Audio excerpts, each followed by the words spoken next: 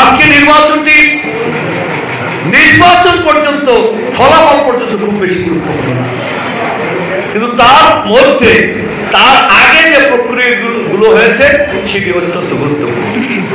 আমাদের সাবেক সাংগঠনিক সম্পাদক একটি কথা বলেছেন, সাইদুল ইসলাম খেয়াল করেছেন কিনা? এমন নেতা নেতৃত্ব আপনারা ভোট দেবেন যে ব্যক্তিটি তার বাড়ির পাশে, আপনার বাড়ির পাশে ওই ওয়ার্ডের সেন্টারকে যিনি সততা, দক্ষতা, সাহস দিয়ে সেন্টারটি নিয়ন্ত্রণ করতে পারে বৈধভাবে। আমাদের নেতৃবৃন্দ এই কথা বলেছে। আমরা সাহসের সাথে এখানে বারবার এসেছি। আনিস কাজীর বাসায় আমাদের তার বাবা ছিল আমার সমসাময়িক বন্ধুর মতো, হয়তো বেঁচে নাই, তার ছেলেটি সম্ভবত রাজীব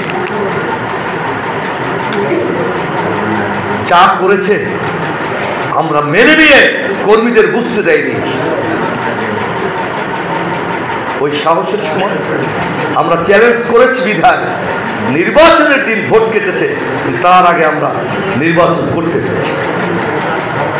প্রিয় বন্ধুগণ, আজকে সময় এসেছে সেই সমস্ত অপকর্মের বদলা দেওয়া। কি করে বদলা দেব? স্পষ্ট আমাদের নেতা তারেক রহমান উল্লেখ করেছেন, পরাজিত শক্তি নিরাপদ থাকলে তাহলে বিজয় মনোনীত হয়। মানেটা তাদের উপর আঘাত করতে তিনি নিষেধ করেছেন। তিনি বলেছেন বাংলাদেশকে সংস্কার করতে হবে, বাংলাদেশকে বিনির্মাণ করতে হবে, বাংলাদেশের মানুষের গণতান্ত্রিক অধিকার ফিরিয়ে দিতে হবে, বাংলাদেশের মানুষের ভোট আর ভাতের অধিকার ফিরিয়ে দিতে হবে।